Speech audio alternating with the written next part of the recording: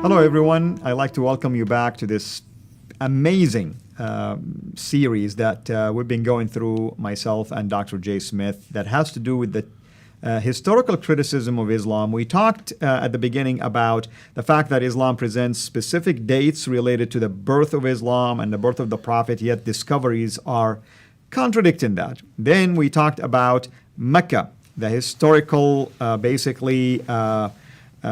place for Mecca according to the Islamic tradition versus the discoveries that are contradicting that as well. Then we began to take a look at what we call the Qibla, which is the direction for prayer. And we discovered also that new discoveries, especially archaeological discoveries, have also contradicted some of the Islamic views related to the change of Qibla, our direction of prayer, from Jerusalem, at least according to the Islamic own understanding, to what we call today Mecca, even though the Quran really never mentioned both of these names when in 624 that direction changed. Dr. J, thank you again.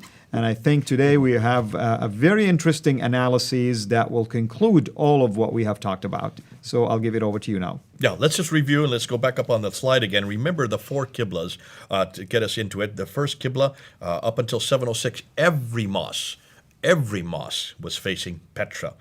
None of them were facing any other direction but Petra, from as far away as Guangzhou, way over there in China. You can see it on the map. You can see Chataman and Juma. That's way down in South India.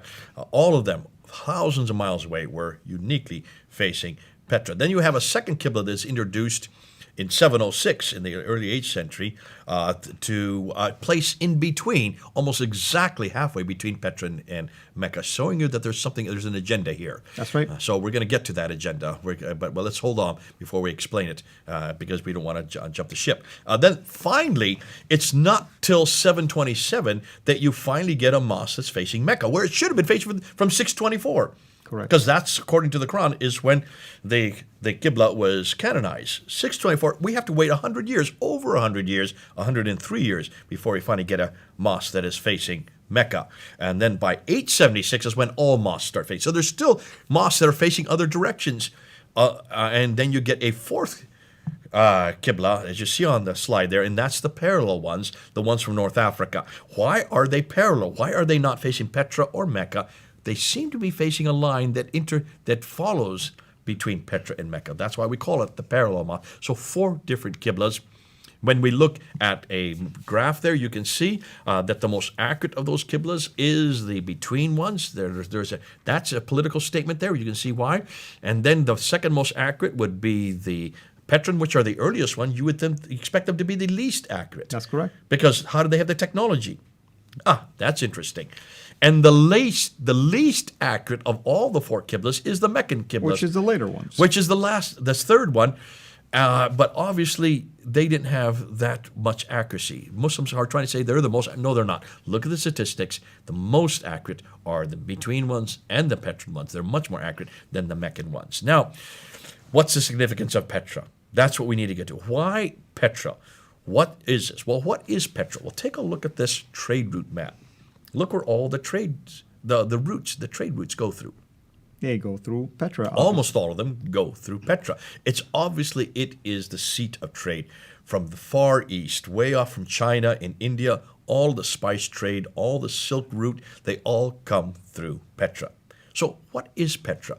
Well, Petra is a Nabatean. It's the sanctuary city for the Nabateans. The Nabateans existed from the 2nd century BC up until 713. Look at that date, 713 AD.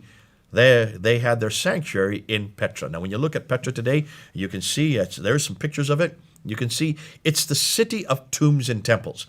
It is not a political capital. It is a religious capital. It's where the sanctuary is for the Nabateans. Right. Hugely significant. Muslims should know that, because Mecca is their religious capital, but it's not their political capital. It never has been their political capital. Even when Muhammad was living, according to their tradition, Medina was their political capital. That's correct. And we do know the Umayyads, who were the next great dynasty, they made Damascus their headquarters, never Mecca. That's correct. And the Abbasids made Baghdad their headquarters.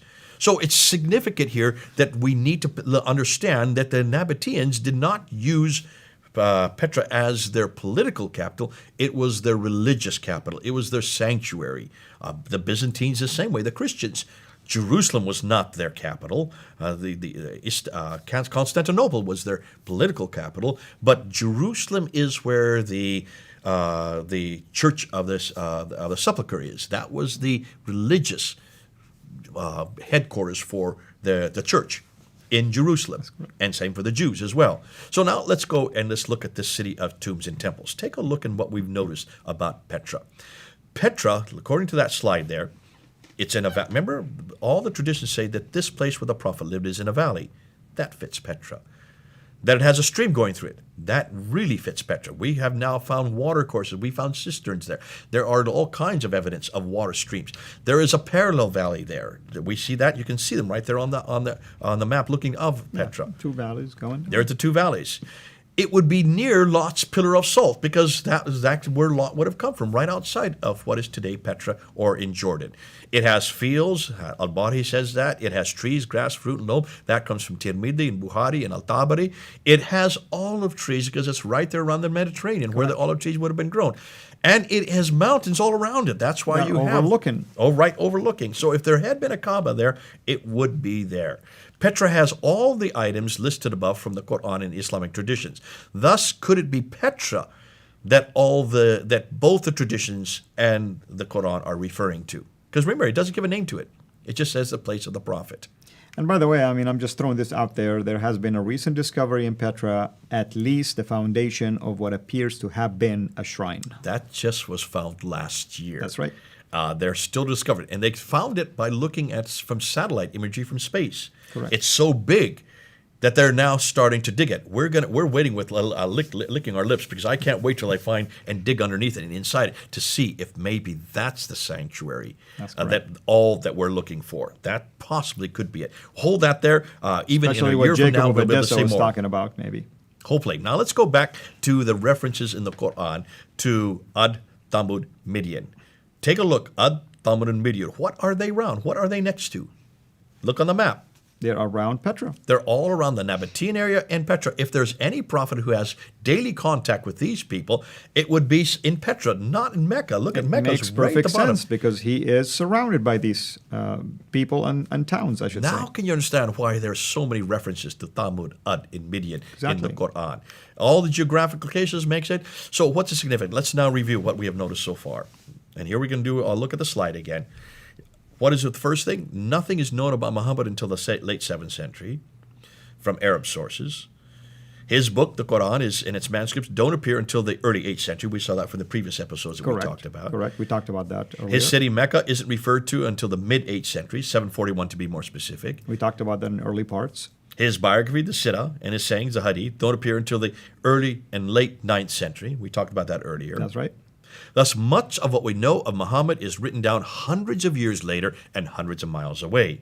It looks like he is nothing more than a later redaction. Redaction means to put back into a Exactly. historical Someone setting. reading it 200 years later as if it happened 200 years earlier.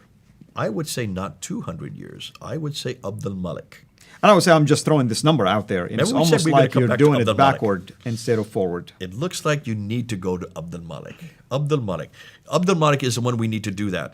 So let's put out a possible scenario. Now this is, okay, Al-Fadi, this is us saying in 2018. This is what we think happened. From everything we've gleaned, from everything we looked at in these episodes, what is the scenario we're looking at? Let's look at the screen there. To make sense of all this, we need to begin with Abdul ibn Zubair, Abdullah ibn Zubayr. That's the right. governor of Petra under Abdul Malik, the Umayyad Caliph from 685 to 705. Zubair rebels in 683 against the Umayyads. Take a look at where their political capital is. Politically speaking, if they were Muslims, they should have been in Medina, but they're not. At least, exactly. They're way up in Damascus. That's even further north. That's right. That is not 600 miles away. That's almost 1,000 miles away. Way up in the north. What are they doing way up there if their base is in Medina and Mecca? Correct. So you can see already that all the historical reference points have it in the wrong place according to the Islamic narrative. But if you're close to Petra, it won't be that much difference. Yeah. So he begins at the Second Civil War, the Zubair. He destroys the Kaaba, and notice where the Kaaba is that he destroys. It's in Petra. He's the governor of Petra. He's living in Petra. And he destroys the Kaaba there in Petra, which is probably that thing where that mound that we have now That's seen what we're from hoping space. for. We're hoping and that's he it. stole that black stone. And he takes the black stone. He refers to the black stone from there and flees to the south. Doesn't say where. I'm guessing it was to the Hijaz. The Hijaz is that central area which Mecca and Medina are a part of. That's right. That's that central area of Arabia. But he needs an ally. So what do you do? Who do you look to for an ally? Well, you can't go to the Umayyads because you're against the Umayyads. So who do you go? Who are the ones that are in conflict with the Umayyads? Now, the Umayyads are up here in Damascus, okay? I think I'm got it right geographically. They're up here in Damascus. The Abbasids are over here in Baghdad. They were the vestiges of the Sassanid Persians. Correct. They had been defeated by the Arabs. They were absolutely upset. They hated the Arabs who were up here in Damascus. They hated the Umayyads. So you had these two great empires, Damascus, Baghdad. Zubair is down here in Petra. He flees down to the south. He needs an ally. So he looks over toward the Abbasids. Next with Abbasid. He has the black stone. And remember, where the black stone is the presence of God. The presence of God follows that black stone. That's right. This is now looking in the Nabatean culture. The black stone is referred to all the way back in the 2nd century. We know about the black stone, possibly a meteorite. So the black stone is significant. Where is the black stone today? Kaaba. It's in the Kaaba, in the corner. So one can assume that that's where he went. Looks like that must have been where he went, down to Mecca. Now the Abbasids over here, and they are allying themselves with this man down here, and you can see this now. There is a contest going on. And let me just clarify. I mean, I know some people will look at this and say, you guys are really exaggerating. We're not exaggerating anything. We're taking data and we're making now plausible assumptions based on that. Okay, so the Abbasids, who are in control of Kufa in what is today Iraq, joined this rebellion and support Zubair. Now, let's take a look. Let's look at the map and you'll see what we're talking about. Can you see where Baghdad is? Can you see where Damascus is? Those are the two black circles. Can you see where Petra is in the gold circle? And then can you see where Mecca is in the purple circle? That's right. Okay, there is the map there. Damascus is the political capital of the Umayyads. It is 1,000 miles north of Mecca. Petra is a religious sanctuary for the Umayyads. It is 600 miles north of Mecca. Baghdad is the political capital of the Abbasids. Mecca is the religious sanctuary of the Abbasids. Okay? Can you then see why the Abbasids have chosen Mecca while the Umayyads they've always, because they're just a continuation of the Nabateans. And the Nabateans Petra. have always had Petra. That now helps you understand why, as far away as Guangzhou in 627, while Muhammad was still living way over in China, they're facing Petra. Because this is a continuation of the Nabatean sanctuary. Correct. So that's why in Cherman, in India, which is 629, again, Muhammad would still be, if Muhammad was there, insignificant. We're going to show that Muhammad's not significant. Nonetheless, can you see then why they would be facing Petra? They're just continuing what the Nabateans have always done. And remember, the Nabateans were traders. And when they traded, they also instituted and introduced their temples in the far-off places, including places as far away as Canton and, of course, Cherman in India. That's correct. Okay, now let's move on, because if that is the case, let's jump back now to these Umayyads. Remember the Umayyads, we do know about them. In 661, they take over, they introduce their caliphate. We don't know anything about Uthman or about Abu Bakr or about Ali or about Muhammad. We don't know of any of the first four rightly gated caliphs, Abu Bakr, Umar, Uthman, or Ali, in any other sources outside of the Islamic traditions. That's correct. So are they even historical? We don't know. We do know about the Umayyads because they wrote about themselves. And what you have is the Umayyads in Damascus, they were looking, and they were part of the Abrahamic faith through Ishmael, through Hagar and Ishmael. That's why they call themselves Hagarenes and Ishmaelites. Right. But they don't have a prophetic line. The Jews do. The Christians do. They don't have a book. Who are their greatest enemies? Well, their greatest enemies, of course, their biggest competition are not really the Abbasids. They're a kind of a petty thing. Their biggest problems are the Byzantines. That's the other big empire. So you have the Byzantines against the Umayyads. And the Byzantines represented Christianity. There you go. And their book is the Bible, their man is Jesus. And they have a prophetic line through Isaac, That's correct. Jacob.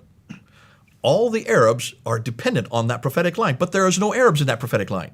Now you have roughly by the time Abdul Malik comes to power, they've now been in power for 40 years. They now controlled all the way over here from Spain to India.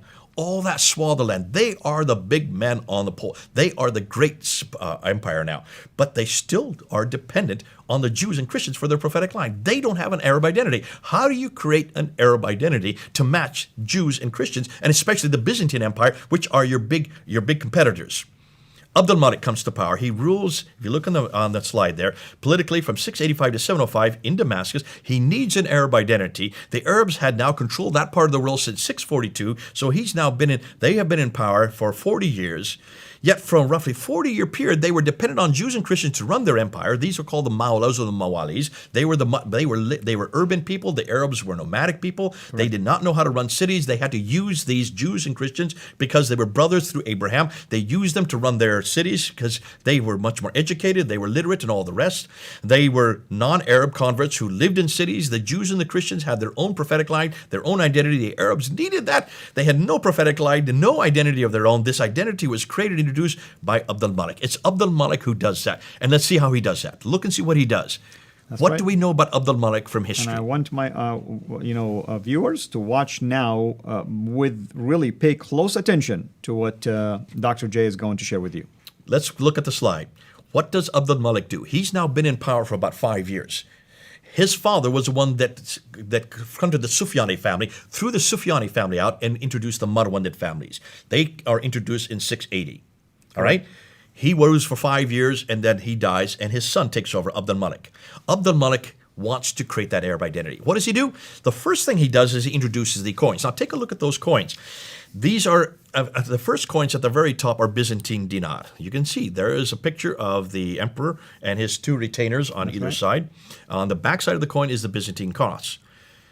The Umayyads introduced their own dinars, but they are, instead of the emperor, they introduced the caliph with two retainers, and they have the Byzantine cross, except the cross-piece is taken off. That's right. You can tell that they chopped it off. Abdul Malik comes to power, and he introduces his own image. That's his image. I didn't know Muslims could have images. At least modern-day Muslims will say that. See, Muslims need to go back and ask, why is it all the Umayyad caliphs, including Abdul Malik, had images? This problem with image iconographic was introduced by Abdul Malik himself. He throws off his image and introduces those coins on the bottom right side. He introduces them in 692, and look what he does. He takes off his image and introduces the script. But what is he introducing? What is that's written on that coin? That's the Shahada. There's the Shahada. The first time we see the Shahada is on that coin. There is only one God but God, and Muhammad is his prophet. You're now introducing a new God, and you're introducing a new man. Here is the one God and the one man. One God and one man. That is introduced on the coins. Now, on the same time, he then builds that huge structure in Jerusalem. But he's way up in Damascus. He's not living in Jerusalem. Why does he build that structure in Jerusalem? Look at the picture on the right, and you can see the Dome of the Rock is sitting above the Church of the Sepulchre. It looks down onto the Church of the Sepulchre, which is the seat of the sanctuary for the Byzantine Christians. He puts his structure above it, bigger than it, the most resplendent structure of its day, looking down onto it, basically saying, we are the new men in town. And that explains what you were saying. They had control over large swath, and now he's saying to the Jews and to the Christians, where Jerusalem is dear to them, we are superior. We are, and this is what you do. You show it by having the greatest structure. They're built by Byzantine architects. That's what the Ottomans did, right? That's a thumb in their nose. When they were in nose Turkey. at them. And it's built using their same architectural structure, the same design. But it's the biggest one of its day. Now, let's go look at the significance of the Dome of the Rock. It employs the same Byzantine architecture, much larger and more prominent. It sits above the Church of the Holy Sepulchre. It is situated in the holy city for Jews and Christians. Why not in Damascus or Mecca? Because that's not where the Jews and Christians are. They're in Jerusalem. That's correct. The Muslims say this because of the Miraj. That's why the Miraj had to be introduced to give significance to Jerusalem. So now let's look at the only part of the Dome of the Rock that exists today. And also, if I may make this reference, the Quran made reference to this as if it's a historical thing, not a prophetic thing about the mosque. Okay. Did not talk about it as if it will be built or he ascended from the place of the future mosque. No, it talks about it as if it was there when he ascended. And so when you ask any Muslim today, and I'm talking to Muslims right now, when you ask why was the Dome of the Rock built, what do they say? Oh, they will say because that's where the Prophet ascended and to preserve that holiness of that place and so on and so forth. It's to commemorate the Miraj. That's right. That's going up to the 7 levels of heaven. That's right. Okay, if that's so, then something should be written about it. Something on the mosque should designate that, Exactly. right? So let's go back and let's look at the slide. Here is what the Dome of the Rock looks like inside. All of the outer part have been rebuilt and destroyed and rebuilt 11 times. 1876, finally, you get that outer structure that we have today. But the only original part are those 2 inner ambulatories that you see there pictured at the very center of the building. Now, when you look at those ambulatories, you need to look at the inscriptions, which are part of the original structure. Those inscriptions are in Arabic on the outer ambulatory, on the upper dome, and on the inner ambulatory. Those green arrows are pointing to where those inscriptions are today. You can read them. They're in Arabic, and look and see what they say. They say nothing about the Miraj. What do they say? Well, you have Surah 4, Ayah 171. Go ahead and read what they say. They're just refuting Christianity, basically saying, "O people of the Scripture," in chapter 4, 171, denying, of course, the Trinity, as you can see, say not 3. So it's confronting the Trinity, it's confronting Jesus, and it's confronting his sonship. That's right. Then you have Surah 17, Ayah 111. Who, praise be to God, who hath not taken unto himself a son. There's confronting Jesus The as a son fatherhood of of God. God and the sonship And of fatherhood Jesus. as well. Who hath no partner. That's Surah 5, reflecting also Surah 5, Ayah 72. Misunderstanding the Trinity, of course. Absolutely. And nor hath he any protecting friend through dependence. He's not dependent on anybody else like Jesus. That's confronting Jesus, his Christology, his divinity, and the Trinity. That's confronting the whole the central theology of the Byzantines, Christianity. Then you have Surah 112. Now, this is fascinating. There is no God but God. There's the Shahada. He is one. That's the first part of the Shahada. He has no associate. That's against Jesus. He is God, the one God, the eternal besought of all. He begetteth not, nor was begotten. Who's that confronting? Jesus. Begotten Son. That's right. And then it says, and there is none comparable unto him. Muhammad is the messenger of God. So it confronts the God of Christianity, and it introduces the prophet's name. That's the first time we see the prophet's name. It's introduced on the coins, it's introduced on the Dome of the Rock, and then on top of that, it's also introduced on the protocols, the caliphal protocols. These are the official documents. Now, Dr. Juhud looked at the protocols, and he noticed that all the way from the Sufyani period, there is no reference to Muhammad, no reference to Muslims, no reference to Islam on any of the protocols. There's no Shahada there. There's no reference to any Quran until 691. That's the date. The dates of the Quran, the Dome of the Rock is being built. That's also the year before the coins are introduced with the Shahada on it. That's correct. In 691, almost overnight, the Shahada is introduced on all the protocols. And from that time on, in 691, every protocol starts with the Shahada. So, beginning with the Dome of the Rock, it's the largest structure than any other Arab structure. It's facing the Arab sanctuary, Petra. It incorporates inscriptions against Byzantine Christianity. It introduces the faith Islam. It introduces the people Muslim. It introduces the Prophet Muhammad. The Caliphal protocols change overnight in 691. Then he mints new coins in 692. So he replaces the images with Arabic script and introduces the Shahada on the coins. So now you have it on the structure of the mosque, you have it on the coins, and you have it in the protocols. Right. The Shahada is introduced. Once Abdul Malik introduces Muhammad, he then needs to have an Arab revelation. Here is the problem. So that comes after he has introduced the prophet. Every prophet has to have a book. The earliest Quranic texts are on the Dome of the Rock in 691. The earliest Quranic manuscripts begin to appear during his reign. The lower texts of the Sana that we talked about in the former episodes, that's in the late 7th century. The Quranic manuscripts begin to proliferate during the reign of his son Al-Walid from 705 to 715.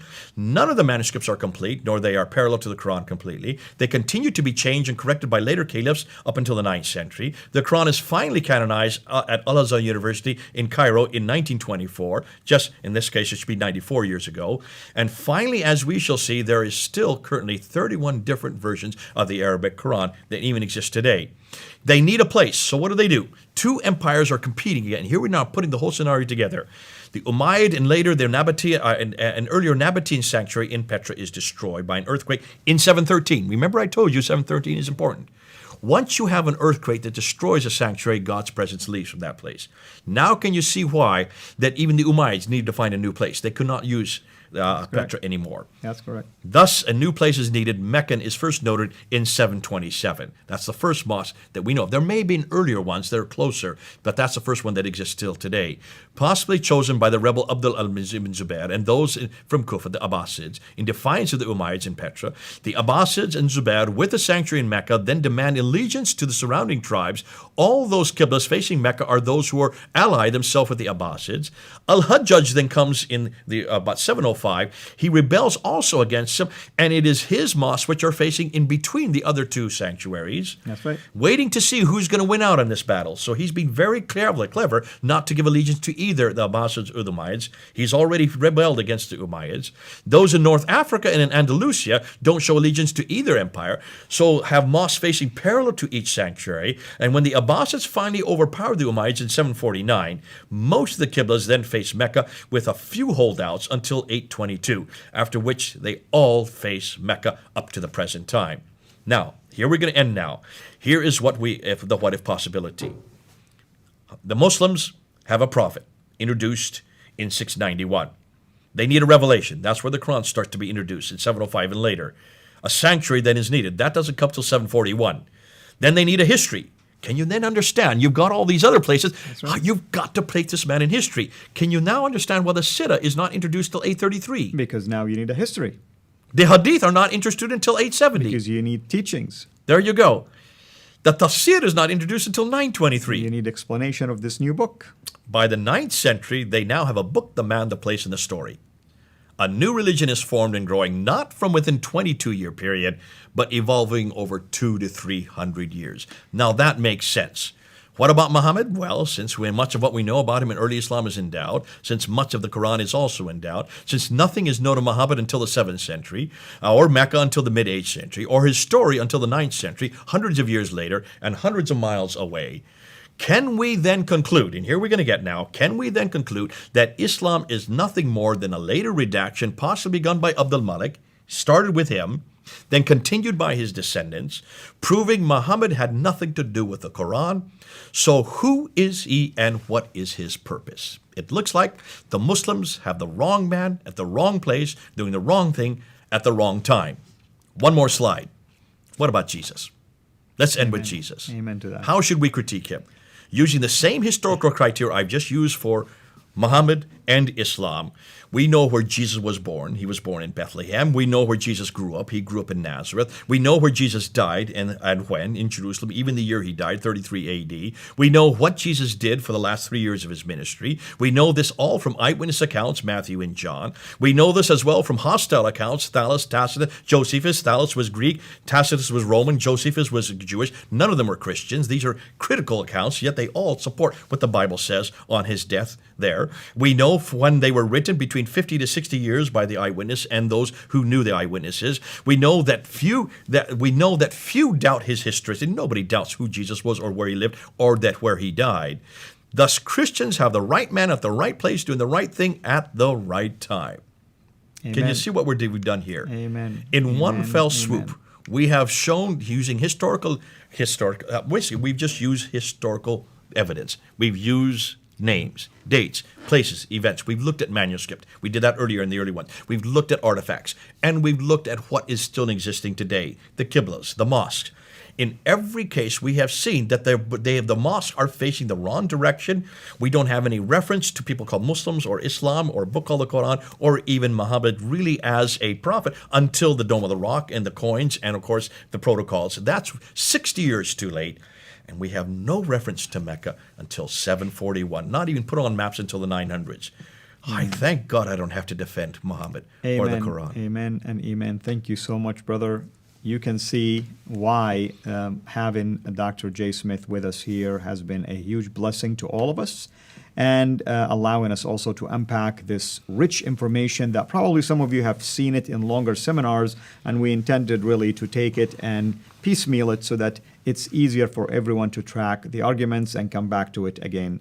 Dr. J, thank you so much. Hopefully you can continue to join me at least in the next few days to keep talking about other issues related to Islam and its history and its theology. God bless you. Thank you so much. You're welcome. Here is my appeal to you as my Muslim friends. You need to know now the right God who sent the right word to reveal the right man who knows the right way back to God. God bless you, and hope to see you in eternity. Thanks for watching. Make sure to like and subscribe so that you don't miss future videos. And please consider becoming a patron on patreon.com/Sierra International.